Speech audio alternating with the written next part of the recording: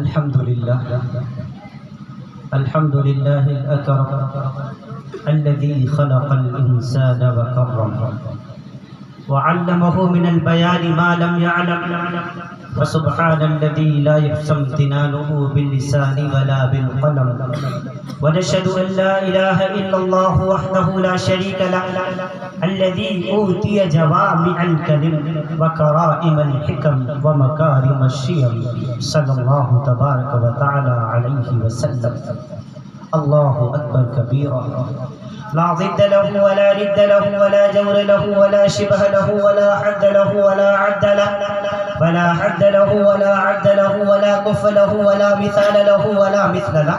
أما بعد فقد قال الله تعالى عز وجل في الكلام المجيد والفرقان الحميد فأعوذ بالله من الشيطان الرجيم بسم الله الرحمن الرحيم. كل نفس ذائقة الموت.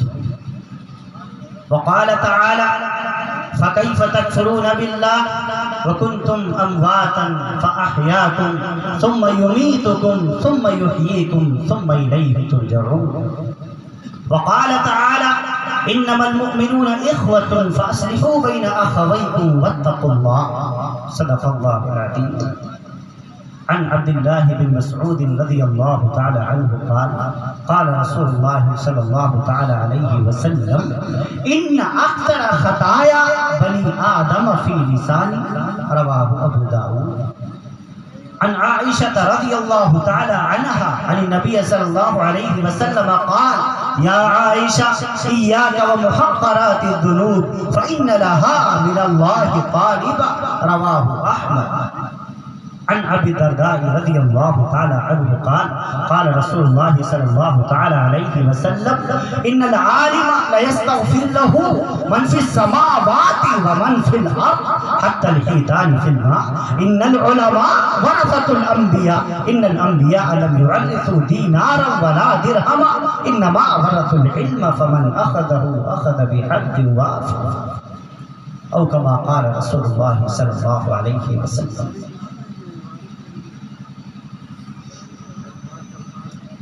محبت کے شرر سے دل سراپا نور ہوتا ہے.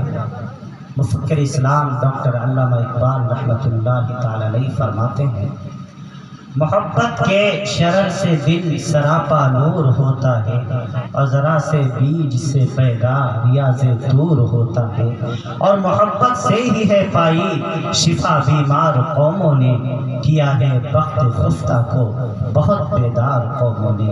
بخت خفتہ یعنی سوئی ہوئی تقدیر. اللہ رب العالمین کا بے انتہا احسان ہے اس کا کرم ہے کہ کریم اللہ نے ہمیں اور آپ کو ایک ایسی نورانی اور عرفانی اور روحانی مجلس سجانے کا موقع عطا فرمایا. اللہ سے دعا ہے کہ جو بیان اب تک ہو چکا اور جو آئندہ ہونے والا ہے اللہ رب العالمین آپ سب کو بھی اور آپ کی برکت سے مجھے بھی عمل کی توفیق عطا فرمائے. ابھی تقریباً 1 گھنٹہ قبل ایک بہت ہی اندوہناک خبر موصول ہوئی کہ ہمارے علاقے میں بہت ہی مشہور ہر دل عزیز جناب مولوی محمد نادم صاحب مندہ پوری جو اب رحمۃ اللہ علیہ ہو چکے دار فانی سے رحلت فرما گئے ہیں. کل بعد نماز جمعہ ان کی تدفین عمل میں آئے گی. دعا فرمائیں اللہ تعالیٰ ان کی بخش و مغفرت فرمائے. اللہ رب العالمین جناب مولوی صاحب کی جتنی سیئات ہیں اللہ تعالیٰ ان کو معاف فرمائے اور ان کے حسنات قبول فرمائے. جو ان کی خدمتیں ہیں بہت ہی ہر دل عزیز تھے. کئی پروگراموں میں میرا بھی ساتھ رہا. بہت شفقت فرمایا کرتے تھے. سامعین کو ہنستے ہنساتے کبھی رلا دیا کرتے تھے کبھی ہنسا دیا کرتے تھے. اللہ نے ان کو یہ ملکہ عطا فرمایا تھا. اب اللہ کے حضور پہنچ چکے ہیں. کریم اللہ سے دعا ہے اللہ رب العالمین ان کی بخش و مغفرت فرمائے اور تمام کے تمام جتنے لواحقین ہیں اللہ تعالیٰ سب کو صبر جمیل عطا فرمائے. آمین کہہ دیجیے. یہ دنیا دنیا کا دستور ہے. ہاں جو بھی دنیا میں آیا ہے ایک نہ ایک دن اس کو دنیا چھوڑنی ہے. آخر کتنے دن تک زندہ رہو گے؟ ایک دن تو ہماری سانسیں رکنی ہیں، ایک دن تو آنکھیں بند ہونی ہیں. بس ہمیں پتہ کوئی نہیں کہ کب رب کی طرف سے اعلان ہو جائے. ابھی ایک ہفتے قبل مولوی صاحب سے میری بات ہوئی باقاعدہ ایک پروگرام کے سلسلے میں. اچھی خاصے تھے، ٹھیک ٹھاک تھے، کوئی ایسی بیماری بھی نہیں تھی. کون جانتا تھا کہ جمعے کے بعد سنیچر کا جمعے کا سورج انہیں دیکھنا نصیب نہیں ہوگا.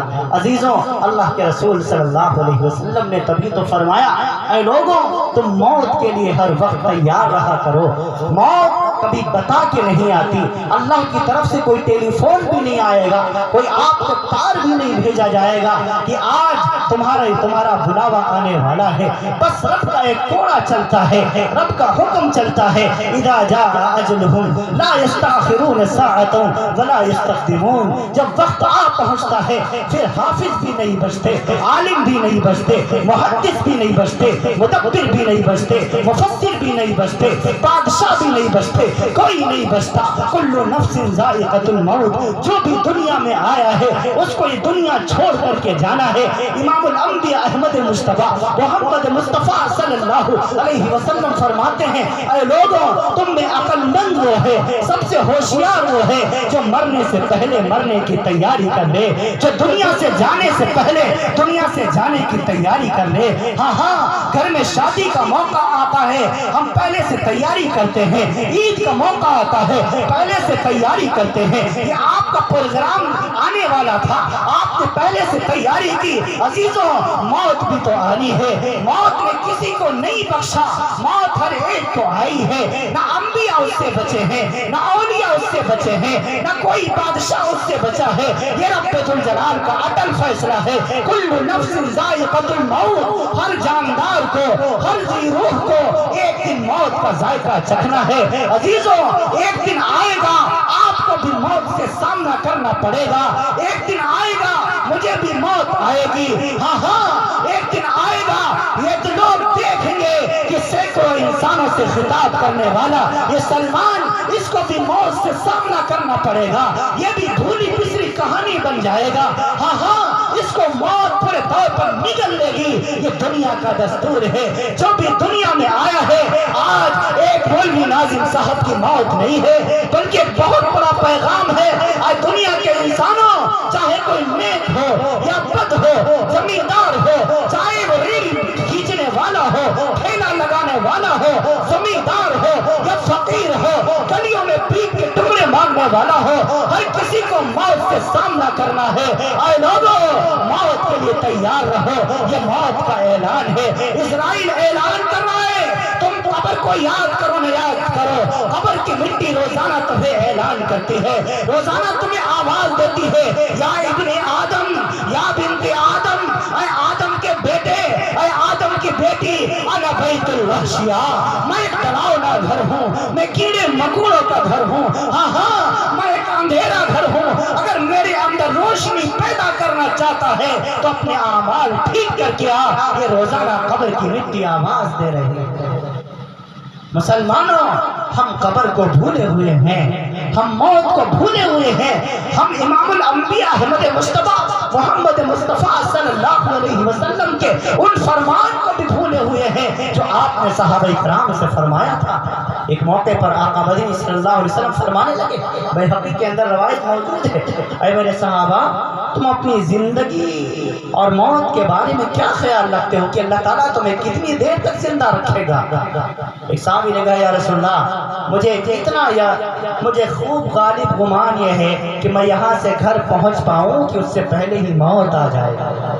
ایک دوسرے صحابی نے کہا یا رسول اللہ میرے دل میں یہ خیال آتا ہے کہ شاید میں مسجد سے قدم نکالوں اور گھر پہنچنے سے پہلے ہی موت آ جائے. تو پیغمبر اسلام رسول اکرم صلی اللہ علیہ وسلم نے فرمایا یہ تو تمہارا گمان ہے، ذرا میرا گمان تو سنو. فرمایا مجھ محمد رسول اللہ کو اتنا اپنی جان پر، اتنا اپنی سانسوں پر بھروسہ نہیں ہے کہ جو ایک سانس میں نے لی ہے دوبارہ لے پاؤں گا یا نہیں. مجھے اس کا بھی بھروسہ نہیں. آپ اندازہ لگائیں. ہاں موت کے لیے ہر وقت تیار رہا کرو۔ یہ اللہ کا قرآن میں بھی اعلان ہے، رسول پاک صلی اللہ علیہ وسلم کا حدیث میں بھی فرمان ہے۔ آج اصلاح معاشرہ کے جلسے ہو رہے ہیں، نبی کی سیرت کے جلسے ہو رہے ہیں۔ نبی کی سیرت کے جلسوں سے پیغام کیا جاتا ہے، کیا سکھایا جاتا ہے ان جلسوں کے اندر؟ عزیزوں، کوئی راجنیت کی بات نہیں کی جاتی، کوئی بھڑکانے کی بات نہیں کی جاتی، یہاں کوئی دہشت کی بات نہیں کی جاتی۔ آپ ایمانداری سے بتائیں، بعد نماز عشاء سے لے کر اب تک آپ جلسہ سنتے چلے آئے ہیں، آپ نے کوئی نفرت کی بات سنی؟ آپ نے کوئی راجنیت کی بات سنی؟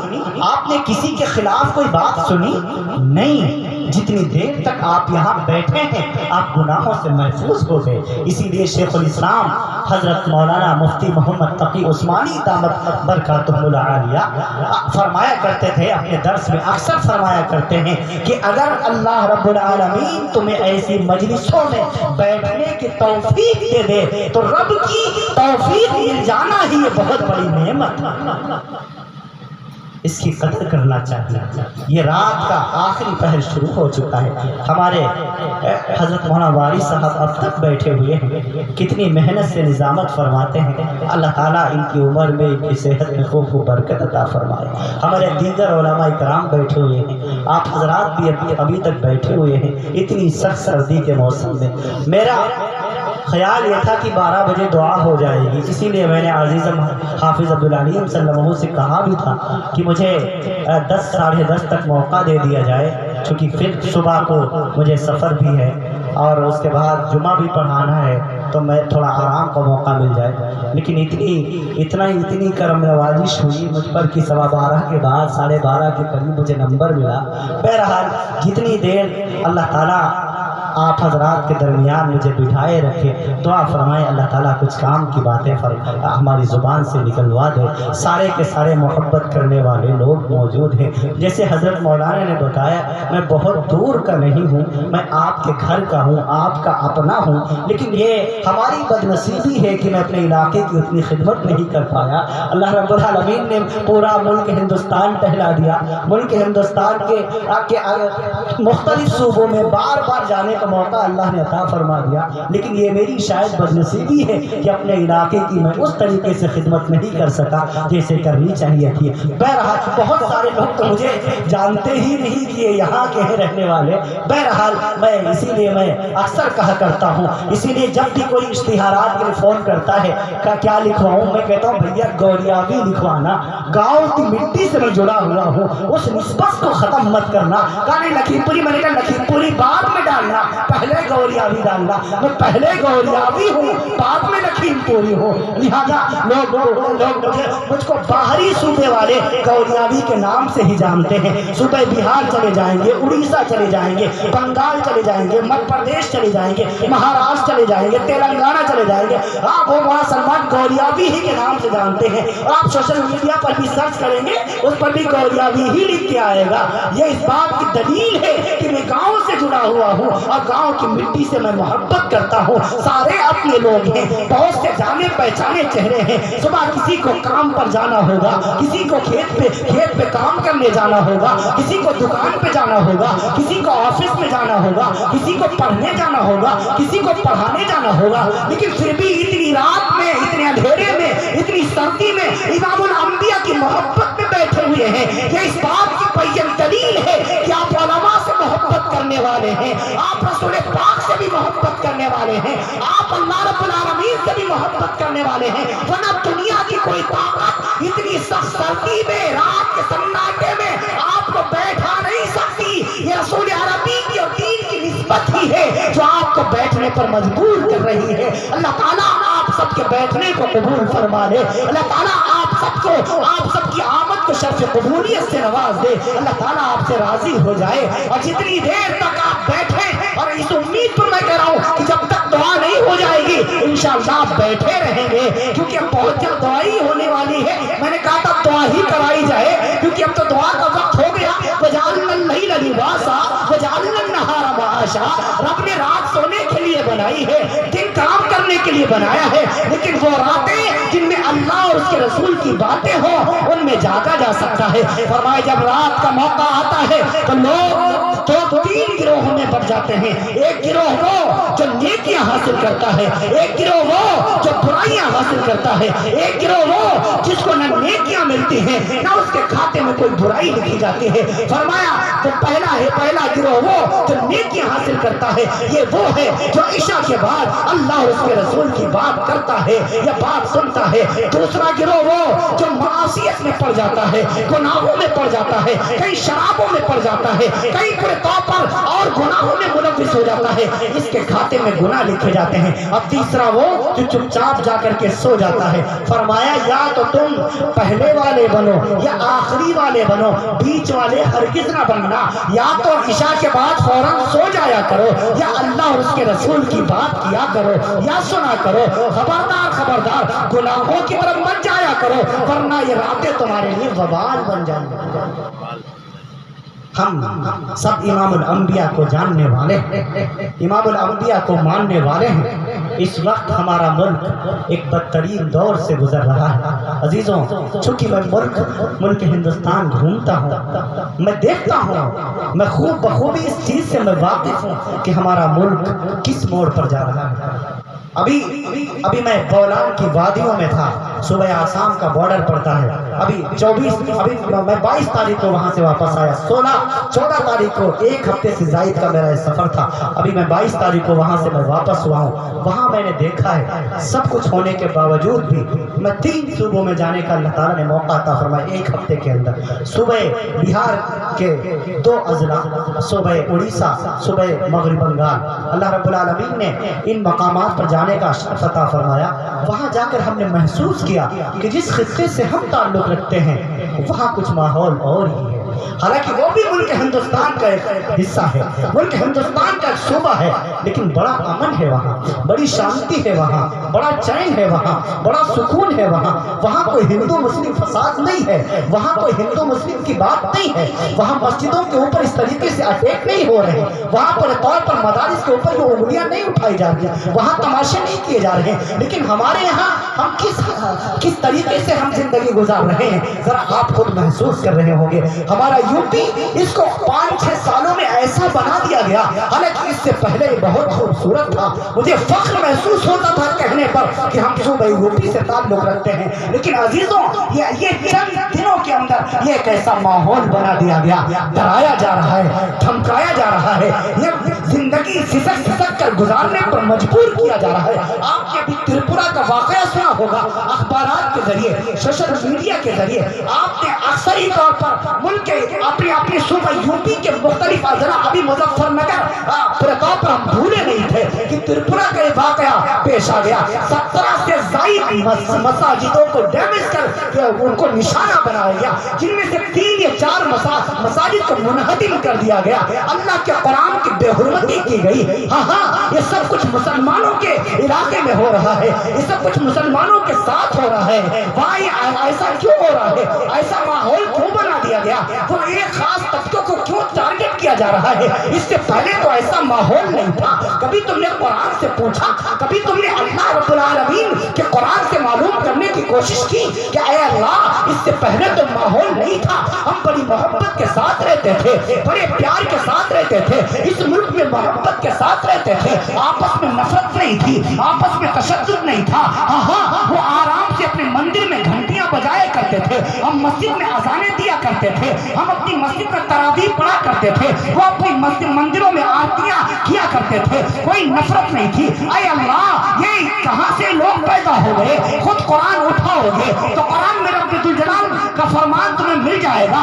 اے دنیا کے انسانوں، وما اصابکم من مصیبت فبما کسبت ایدیکم، اے دنیا کے انسانوں جو تم پر مصیبتیں آئی ہیں یہ میری طرف سے بھیجی ہوئی نہیں ہے، فبما کسبت ایدیکم، یہ تمہارے ہاتھوں کی کرتوت ہے، تمہاری کرنی کا پھل ہے، تمہارے عملوں کا نتیجہ ہے۔ جب تم رب کے باغی بن گئے، جب تم نبی کے باغی بن گئے، نبی کی سنتوں کا تم نے جنازہ نکالنا شروع کر دیا، جب تم اللہ کے فرمان کو تم نے توڑ دیا، جب نبی کے قوانین کو تم نے چھوڑ دیا، بس رب نے رحمت کے دروازے بند کر لیے۔ جیسے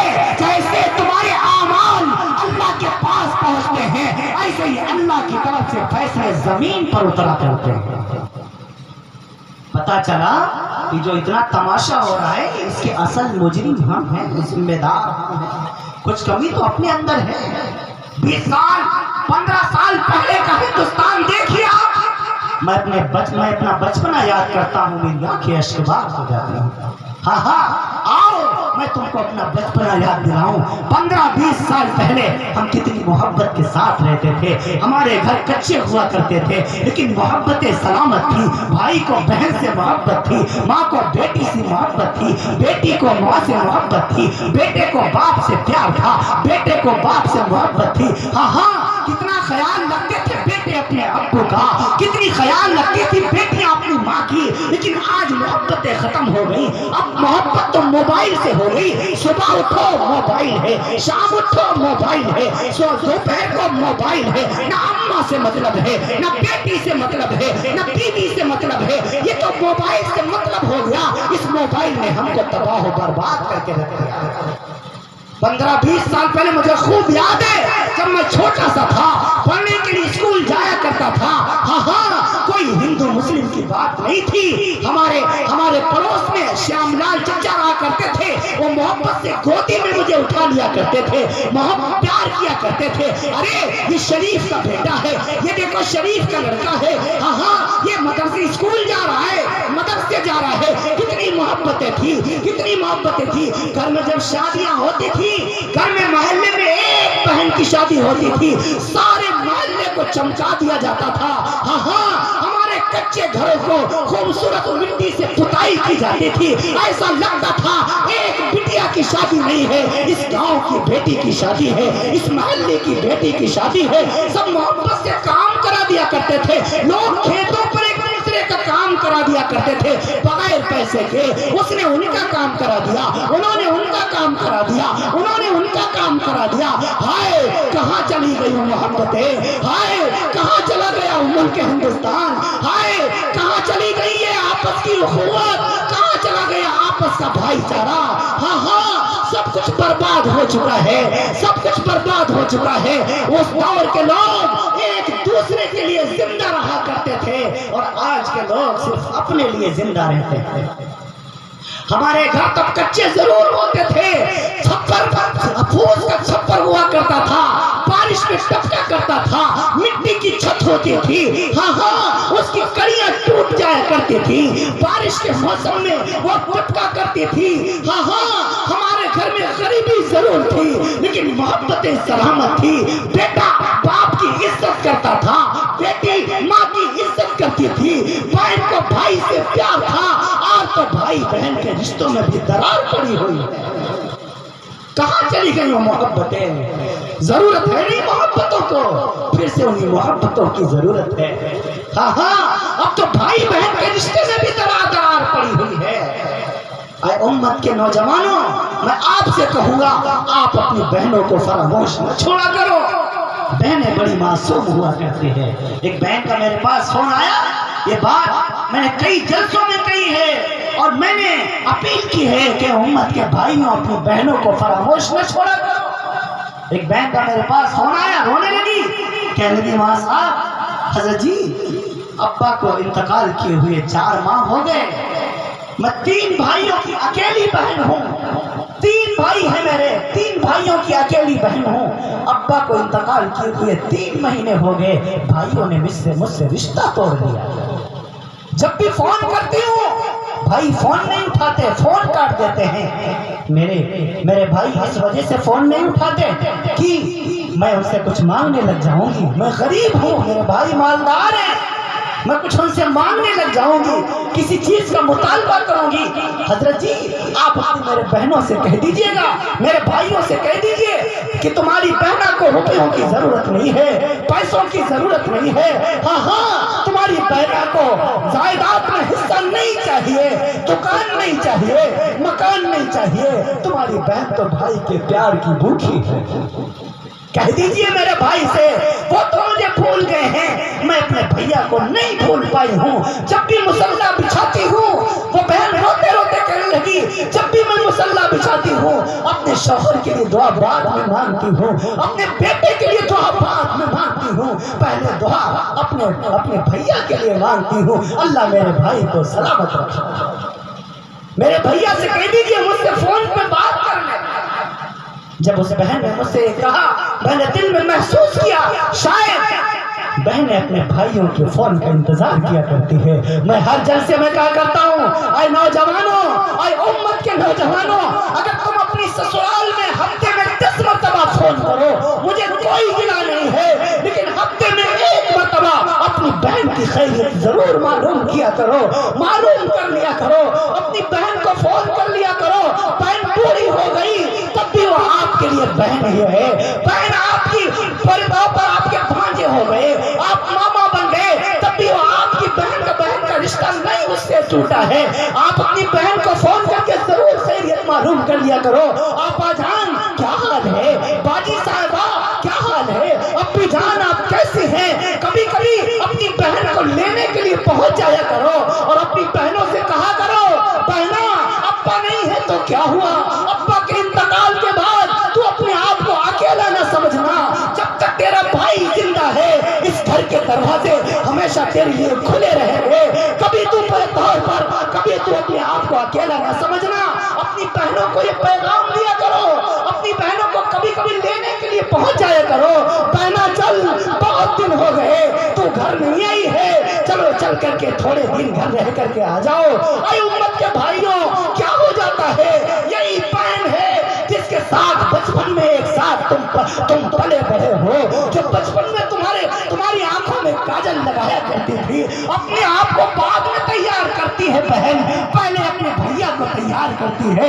यही बहन है जो मोहब्बत से तुम्हारे सर में तेल लगाया करती थी। तुम स्कूल जाते थे, मदरसे जाते थे, अगर कोई तुमसे लड़ाई करता था ये बहन बावजूद कमजोर होने से उससे बदला लेने को आगे आ जाया करती थी। आज यही बहन जब कमजोर हो गई, जब पूरी हो गई तो तुमने बेसहारा छोड़ दिया। आए उम्मत के नौजवानों, बहनों को बेसहारा न छोड़ा करो। शादी हजब पूरे तौर पर ईद का मौका है, बकरा ईद का मौका है, अगर अपनी बीवी के लिए आप 10,000 का जोड़ा लें मुझे कोई गिला नहीं है। हाँ, अपनी बहन को भी 500 का जोड़ा गिफ्ट कर दिया करो, 500 रुपए का जोड़ा लेकर बहन को दे दिया करो। अल्लाह की जात की कसम, अगर आपका बहनोई आपकी बहन को 2000 का जोड़ा दिलवाएगा वो मोहल्ले की औरतों को नहीं दिखाएगी। आप जो 500 का जोड़ा देंगे आपकी बहन मोहल्ले की औरतों को दिखाती फिरेगी। देखो ये मेरा भैया लाया है, देखो ये मेरा भाई लाया है, देखो ये मेरे मैके से आया है। अपने बच्चों को हजारों के खिलौने दिलाने वालों, कभी अपने बहन के बेटों को, अपने भांजों को, अपनी भाजियों को भी 100-200 के खिलौने दिला दिया करो। ईद बकरीद के मौके पर अल्लाह की जात की कसम, आपके बेटे 10,000 के खिलौने लेकर एक मर्तबा आपका शुक्रिया अदा नहीं करेंगे, लेकिन आपके भांजे 200 का खिलौना पाकर, 100 रुपये का खिलौना पाकर आपके पीछे पीछे फिरेंगे, मोहल्ले के लोगों को दिखाते फिरेंगे। देखो ये मेरा मामू लाया है, देखो मेरे लिए जूते मेरे मामू लाया है, मेरा खिलौना मेरा मामा लाया है। हाँ, लोगों मेरा मामू मेरा बड़ा ख्याल रखता है। या इमामुल अंबिया ने फरमाया, लोगों अपनी बहनों की इज्जत किया करो, बहनों को बेसहारा न छोड़ा करो। ये पैगंबर इस्लाम का फरमान है। आज सबसे ज्यादा मुल्क हिंदुस्तान में बहनों को और माओ को जलील किया जाता है। वालिद के इंतकाल के बाद अगर 4 दिन बहन घर में आ जाए, भाई इसको बोझ समझने लगता है, ये कब जाएगी अपने घर को, ये तो मेरे घर ही में टिक गई। अजीजों, ऐसा ना किया करो। कभी कभी अपनी बहन को लेने पहुंच जाया करो। बहना, मुझे बचपन याद आ रहा है, मेरा दिल करता है जैसे बचपन में एक थाली में हम खाया करते थे। आज बड़े हो गए तो क्या हुआ, आज भी मैं तेरा भाई हूँ, तू मेरी बहन है। आजा, आज फिर से एक थाली में खाना खाते हैं और बचपन की याद को ताजा करते हैं। रब्बुल जलाल के जाहो जलाल की कसम, आपकी बहन आपके گھر میں آئے گی، آپ کے گھر کی روٹیاں کھائے گی، آپ کے گھر کی دال اور سبزی کھائے گی، آپ کے لیے دعا کر دے گی، اللہ رب العالمین رزق کی برسات فرما دے گا۔ بہنوں کو اکیلا نہ چھوڑا کرو، تنہا نہ چھوڑا کرو۔ یہ بہنیں بڑی معصوم ہوا کرتی ہیں، بہنیں بڑی معصوم ہوا کرتی ہیں۔ اور امت کے والدوں، میں آپ سے بھی کہوں گا، ہمارے ملک ہندوستان میں رواج بن گیا ہے، بیٹیوں کو باپ کی وراثت میں حصے دار نہیں بنایا جاتا۔ ہاں میں کہوں گا، اے امت کی بیٹیوں، تم جہیز نہ لو، باپ کے وراثت میں حصہ لو، یہ قرآن نے تم کو حق دیا ہوا ہے۔ جہیز شریعت کا حصہ نہیں، جہیز اسلام کا حصہ نہیں، جہیز کا اسلام سے کوئی تعلق نہیں، لیکن بیٹی کا وراثت میں حق یہ شریعت اسلام نے بتایا ہے۔ قرآن نے بیٹی کے حق کو واضح کر کے بتایا، بیٹی کے حق کو وضاحت کے ساتھ قرآن نے بیان کیا ہے۔ اتنا دو بیٹیوں کو دو جتنا ایک بیٹے کو دیتے ہو۔ بیٹیوں کو وراثت میں حصہ دار بنایا ہے شریعت اسلام۔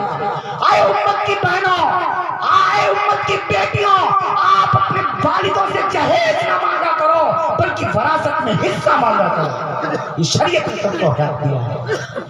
اور خوب یاد رکھو، تمام علماء کرام کا متفقہ فیصلہ ہے، وہ باپ جو اپنی بیٹی کو وراثت میں حصہ دیے بغیر دنیا سے چلا گیا اور وصیت بھی نہیں کی، وہ قبر میں سکون سے نہیں سو پائے گا۔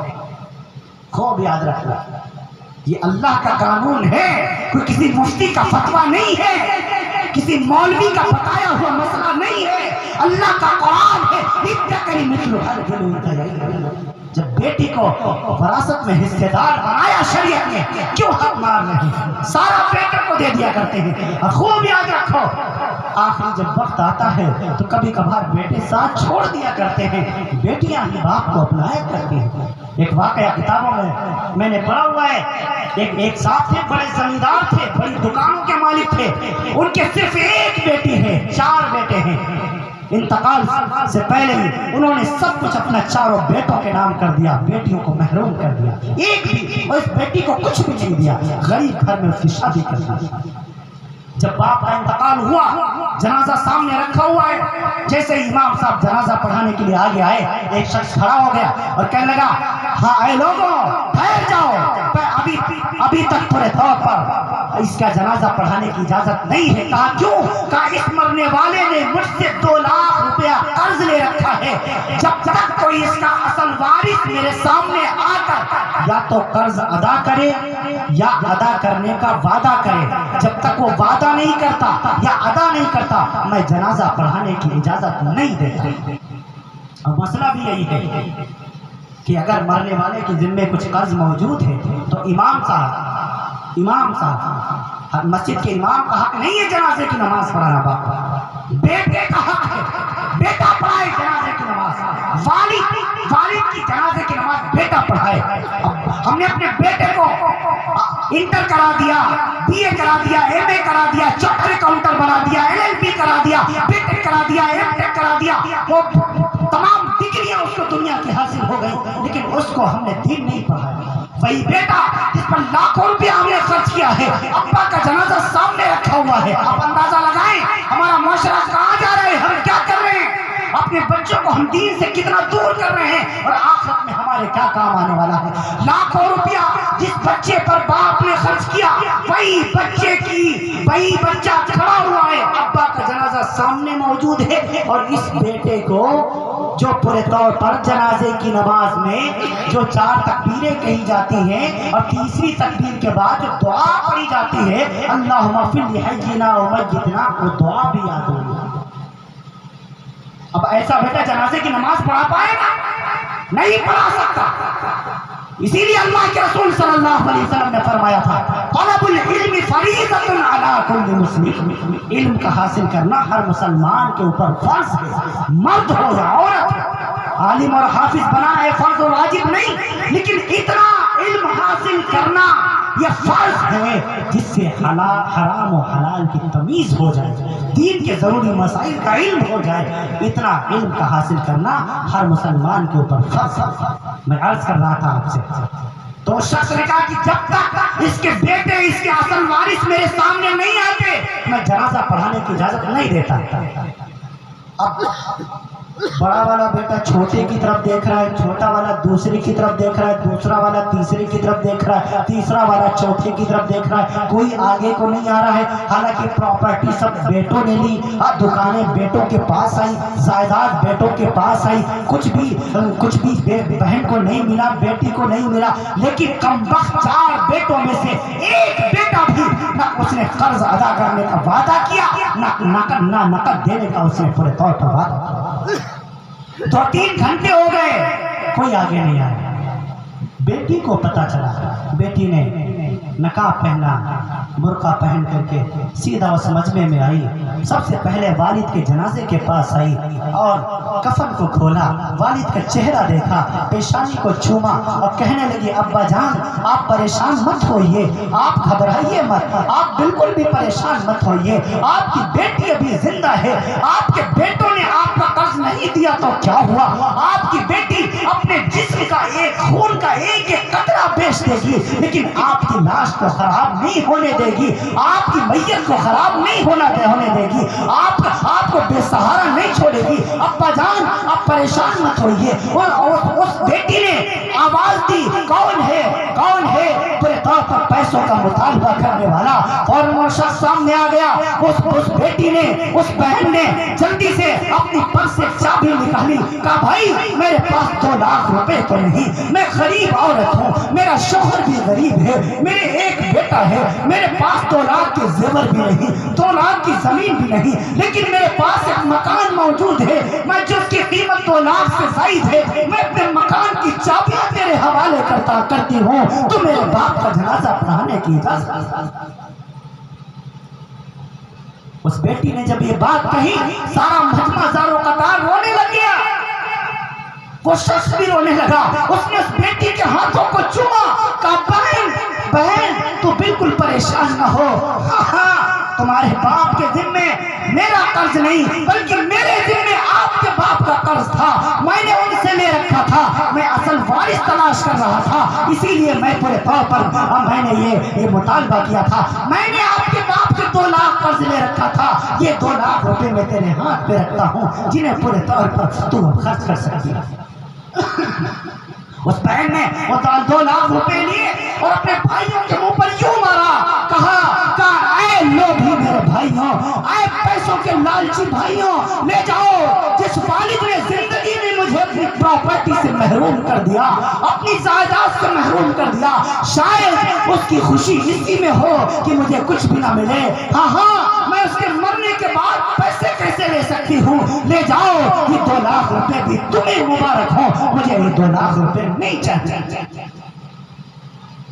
ہائے امت کے نوجوانوں، بہنیں یوں ہوا کرتی ہیں، بیٹیاں یوں ہوا کرتی ہیں، انہوں محروم نہ چھوڑا کرو، ماؤں کی عزت کرنا سیکھو۔ ہماری ماؤں کو بھی بہت ذلیل کیا جا رہا ہے، سب سے زیادہ ہمارے ملک ہندوستان میں ماؤں کو ذلیل کیا جا رہا ہے۔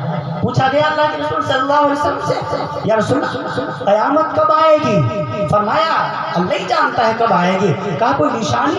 فرمایا ہاں جب ماؤں کو ذلیل کیا جائے گا تو قیامت آ جائے گی، جب ماؤں کو ذلیل کیا جائے گا تو قیامت آ جائے گی، ہاں جب شرابیں عام طور سے پی جانے لگیں گی تو قیامت آ جائے گی، جب لوگ امانتوں میں خیانت کرنے لگیں گے قیامت تو آ جائے گی۔ اذا اتخذ الفیء دولا والامانۃ مغنما والزکاۃ مغرما وتعلم لغیر الدین واطاع الرجل امرأته وعق امه وادنى صديقه واخشى اباه وزارت الاصوات في المساجد وساد القبيلة فاسقهم وكان زعيم القوم ارجلهم واكرم الرجل مخافة شره وزارت القينات والمعادف وشربت الخمور ولعن آخر هذه الأمة أفضلها رواہ الترمذی۔ ابو ہریرہ کی روایت ہے ترمذی کے اندر، اللہ کے رسول نے فرمایا جب لوگ امانتوں میں خیانت کرنے لگے، جب امانتوں میں خیانت کرنے لگے، جب پورا طور پر مسجدوں میں شور شرابہ ہونے لگے، آج مسجدوں میں شور شرابہ ہوتا کہ نہیں ہوتا؟ جب لوگ دنیا کی باتیں مسجدوں میں کرنے لگ جائیں، ارے مسجد تو دور کی بات قبرستان بھی محفوظ نہیں ہے، قبرستان کے اندر بھی پورے طور پر لوگ دنیا کی باتیں کرتے ہیں۔ ہائے ہائے کیا ہو گیا؟ امام الانبیاء نے فرمایا تھا اے لوگو تم جنازوں میں شرکت کیا کرو، قبرستان جایا کرو تاکہ تمہیں اپنی موت یاد آ جائے۔ کتنا ڈھیٹ ہو گیا مسلمان، کتنا ڈھیٹ ہو گیا انسان، جنازے کے پیچھے چل رہا ہے، فون پر ہنس کے باتیں کر رہا ہے، اور قبرستان کے اندر بھی باتیں کر رہا ہے، بھول جاتا ہے اپنی خبر کو۔ ذرا تو خیال کر لیا کر، چار کاندھوں پر لاد کر، چار کاندھوں پر رکھ کر جس شخص کو آج تو قبر میں اتارنے لایا ہے، ایک دن آئے گا اسی طریقے سے تجھے بھی لوگ لے کر کے آئیں گے۔ تو آج اس کو دفن کر رہا ہے، کل کو تیری بھی باری ہے، تو کیوں بھول جاتا ہے؟ قبرستان کے اندر کیوں تو باتیں کرتا ہے؟ کیوں تو ٹھاکے لگاتا ہے؟ کیوں تو موبائل کے اوپر باتیں کرتا ہے؟ تجھے شرم نہیں آتی؟ تو کیسا انسان ہے؟ ایک وہ شخص جس سے ابھی قبروں کے سوالوں کے جواب پوچھے جانے ہیں، چاہیے تو یہ تھا اس سے عبرت حاصل کرتا، اس سے عبرت حاصل کرتا، ہاں اس کے لیے کچھ پڑھ کر اس کی مغفرت کی دعا کرتا، اللہ سے دعا کرتا اے اللہ جس میت کو ہم لے کر کے آئے ہیں یہ ابھی دنیا سے قبر کی طرف منتقل ہوئی ہے، اللہ نکیرین سے اس کا سامنا ہونے والا ہے، اے اللہ ذرا اس کو نکیرین سے سوالوں کے جواب دینے کی توفیق عطا فرما دے۔ چاہیے تو یہ تھا، ہاں ہم کو کرنا کیا تھا، کر کیا رہے ہیں؟ وزارت الاصوات فی المساجد، فرمایا مسجدوں میں شور شرابہ ہونے لگے گا، لوگ دنیا کی باتیں مسجدوں میں کرنے لگیں گے۔ غیر رائے ہے جو دنیا کی باتیں مسجدوں میں کرتا ہے اس کے 40 سال کے عمل برباد کر دیے جاتے ہیں۔ کنز الدقائق میں ہے دنیا کی باتیں مسجد میں کرنے والا ملا علی قاری نے لکھا، غیر رائے نے لکھا، علامہ سیوطی نے لکھا جو دنیا کی باتیں مسجد میں کرے گا وہ میدان محشر والے دن کوڑی بن کر اٹھایا جائے گا، جسامی بن کر اٹھایا جائے گا۔ وزارت الاصوات فی المساجد، لوگوں کیوں دنیا کی باتیں کرتے ہو؟ اللہ کا گھر ہے، اللہ کے گھر میں بیٹھ کر کس کی باتیں کرتے؟ دنیا کی باتیں؟ ارے اللہ سے اچھا کون، اللہ سے سچا کون؟ اس گھر میں ویسے بھی ساری زندگی ہماری بکواس میں بھری پڑی ہے، تھوڑی دیر اللہ نے مسجد میں آنے کی توفیق عطا فرما دی، اس میں بھی ہم دنیا کی باتیں کریں؟ بتاؤ ہم سے زیادہ محروم کون ہے؟ وزارت الاصوات فی المساجد، لوگوں مسجدوں میں شور شرابے نہ کیا کرو، مسجدوں میں دنیا کی باتیں نہ کیا کرو۔ وزارت القینات والمعادف، فرمایا گانے بجانے والیاں عام ہو جائیں گی، گانے بجانے والیاں عام ہو جائیں گی، حتیٰ کہ مسجدوں سے بھی گانے کی آوازیں آنا شروع ہو جائیں گی۔ عزیزوں جمعے والے دن کا محسوس نہیں کرتے؟ امام صاحب اعلان بھی کرتے بھائی سبھی حضرات اپنے موبائل کے سوئچ بند کر لیں، لیکن غفلت یہ ہے، ہٹ کرنی یہ ہے، ضد یہ ہے، ہماری لا علمی یہ ہے کہ ہم اپنے موبائل کو کھلا چھوڑ دیتے ہیں، سجدے کی حالت میں ہوتے ہیں اور موبائل پر ہم نے گانوں کی ٹون لگا رکھی ہوتی ہے اور کسی نے فون ملا دیا، گانے بجنے شروع ہو گئے۔ اور کیا ہوا؟ وزارت القینات والمعادف، پورے طور پر گانے بجانے عام ہو جائیں گے۔ وشربت الخمور، لوگ شراب عام طور سے پینے لگیں گے، لوگ شراب کا نام بدل کر پینے لگیں گے۔ کیا آج شراب کو بیئر نہیں کر دیا گیا؟ کیا بیئر کہہ کے شراب کو نہیں پیا جا رہا ہے؟ کیا بیئر جائز ہے؟ کس کمبخت مفتی نے فتوا دیا کہ بیئر پینا جائز ہے؟ نہیں، جیسے شراب حرام ہے ایسے بیئر بھی پینا جائز نہیں ہے، درست نہیں ہے۔ تمام وہ نشے والی چیزیں جن سے بندہ مدہوش ہو جاتا ہے، اماں یاد نہیں رہتی، ابا یاد نہیں رہتا، بیٹی یاد نہیں رہتی، کئی نالیوں میں لڑکتا پھر رہا ہے۔ امام الانبیاء نے فرمایا وشربت الخمور، لوگ شراب کا نام بدل کر پینے لگیں گے، یہ علامات قیامت میں سے ہے۔ اے لوگوں شراب کے قریب نہ جاؤ، شراب کے قریب نہ جاؤ۔ انما الخمر والمیسر والانصاب والازلام، رب نے قرآن میں فتوا دیا خبردار قریب نہ جانا شراب کے، یہ بول الشیطان، یہ شیطان کا پیشاب ہے۔ ہاں شرابی آدمی کی نیکیاں برباد کر دی جاتی ہے۔ فرمایا ایک شرابی کی نحوست 40 گھر دائیں، 40 گھر بائیں، 40 گھر آگے، 40 گھر پیچھے رہا کرتی ہے۔ آپ اندازہ لگائیں جس گھر میں شرابی موجود ہو اس گھر میں اللہ کی رحمت کیسے آئے گی، اللہ کی برکت کیسے آئے گی، اللہ کی رحمت کے دروازے کیسے کھلیں گے۔ اللہ رب العالمین اس زمین کو عذاب عذاب سے بھر دیتا ہے، اس خطے کو عذاب سے بھر دیتا ہے۔ ملا علی قاری نے لکھا اور بخاری شریف کی مشہور و معروف شرح فتح الباری کے اندر ہے کہ رب ذوالجلال اس زمین کو عذاب سے بھر دیتا ہے جس زمین کے اوپر نشے والی چیز کی کاشت کی جاتی ہے، نشے والی چیز بوئی جاتی ہے۔ کیا آپ 2014 بھول گئے؟ 2015 بھول گئے؟ جب دھرتی کانپی تھی، جب ملک ہندوستان کپکپا گیا تھا، جب زلزلہ آیا تھا، جب ملک نیپال کے اندر، کاٹھمانڈو کے اندر پورے طور پر تباہی مچ گئی تھی۔ ابھی میں پورے طور پر پچھلے شعبان میں کاٹھمانڈو میں تھا، نیپال کے اندر۔ میں نے مولانا یوسف صاحب سے کہا مولانا ذرا مجھے وہ خطہ دکھائیے جہاں پر رب نے اپنے عذاب کا کوڑا چلایا تھا۔ مسلمانوں، میں نے اس خطے کو اپنی آنکھوں سے دیکھا ہوا ہے۔ آج بھی وہ کھنڈرات کہ وہ پورے طور پر کھنڈرات عبرت کا نشان بنے ہوئے ہیں۔ ہاں ہاں، رب ذوالجلال نے ہلا دیا تھا کاٹھمانڈو کو، دہلا دیا تھا نیپال کو، کپکپا دیا تھا دھرتی کو۔ حالانکہ 29,030 فٹ اونچا ہمالیہ پہاڑ ان کے دامن میں موجود ہے، لیکن ان کو ہلنے سے نہیں روک پایا، لرزنے سے نہیں روک پایا۔ میں نے جب تحقیق کی تو پتا چلا اس خطے میں افیم کی، چرس کی، گانجے کی، بھانگ کی کھیتی کی جاتی تھی، اور افغانستان، کابل، کندھار، ہندوستان، صوبہ آسام، چین، تبت، نیپال، ایشیا کے کنٹریز میں وہیں سے نشے والی چیز سپلائی کی جاتی تھی۔ رب ذوالجلال نے اس خطے کو اپنے عذاب کے چپیٹ میں لے لیا، سارا کا سارا تباہ و برباد ہو گیا۔ آج کوئی ان کا نام لینے والا نہیں ہے، آج کوئی ان کو پورے طور پر ان کو یاد کرنے والا نہیں ہے۔ ہاں ہاں، وَشُرِبَتِ الْخُمُورُ وَكَانَ آخِرُ هَٰذِهِ الْأُمَّةِ أَوَّلَهَا۔ فرمایا اس دور کے لوگ اپنے بزرگوں کو گالیاں دینے لگیں گے، اپنے بڑوں کو گالیاں دینے لگیں گے۔ بیٹا باپ کی عزت نہیں کرے گا، پوتا دادا کی عزت نہیں کرے گا، بیٹی ماں کی عزت نہیں کرے گی، پوتی دادی کی عزت نہیں کرے گی۔ ہاں ہاں، یہ قیامت کی نشانیوں میں سے نشانی ہے۔ ہاں ہاں، آئے ملک ہندوستان کے لوگوں، آئے امیٹھی کے علاقوں اور اطراف سے آئے ہوئے اچھے مسلمانوں، تم امام الانبیاء کی احادیث کو دیکھو اور ذرا آپ معاشرے پر نظر ڈالو کہ سب کچھ ہو رہا کہ نہیں ہو رہا۔ ماؤں کو بھی ذلیل کیا جا رہا ہے، بیٹیاں بھی ماؤں کو ڈانٹ دے رہی ہیں۔ مت ستایا کرو ماؤں کو۔